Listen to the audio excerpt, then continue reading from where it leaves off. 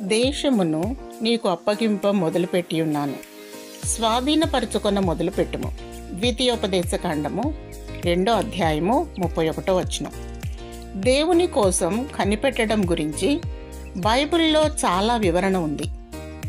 దీనికున్న ప్రాముఖ్యత అంతా ఇంత కాదు. దేవుడు ఆలస్యం చేస్తూ ఉంటే మనం సహనం కోల్పోతూ ఉంటాం. మన ప్రార్థనలకు జవాబు కోసం ఓపికతో కనిపెట్టలేం. మనము అడిగేవి పొందే వరకు మనకి చాలా సంవత్సరాల సిద్ధపాటు అవసరమైనప్పటికీ వెంటనే పొందాలని చూస్తాం.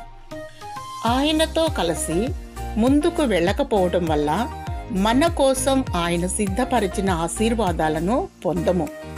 మనం చేయవలసిన పనిని ముందు మనం మొదలుపెట్టిన తరువాత మాత్రమే నెరవేరే దేవుని వాగ్దానాలు కొన్ని ఉన్నాయి. ఇశ్రాయేలీలు ఎర్ర సముద్రం దగ్గర చిక్కుబడిపోయినప్పుడు వాళ్ళకి వచ్చిన ఆజ్ఞ ఏమిటంటే, మీరు సాగిపోవుడి. వాళ్ళు విశ్వాసాన్ని ప్రదర్శించమని మరొకసారి ఆజ్ఞ అయింది. వాగ్దాన దేశానికి నడిపించే ద్వారాల కన్నా తాళాన్ని తీసే తాళపు చెవి వాళ్ళ చేతుల్లోనే ఉంది. వాళ్ళు ఆ ద్వారాన్ని సమీపించి దాన్ని తెరిచేదాకా అది తెరుచుకోలేదు. ఆ తాళం చెవి విశ్వాసమే.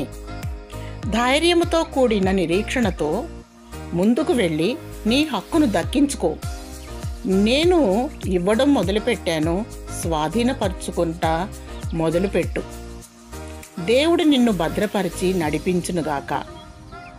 ప్రియమైన మోజెస్ ప్రేయర్ మినిస్ట్రీస్ భాగస్వాములందరికీ రిపబ్లిక్ డే శుభాకాంక్షలు. దేవుడు మిమ్మల్ని దీవించి ఆశీర్వదించునుగాక. ఆమేన్.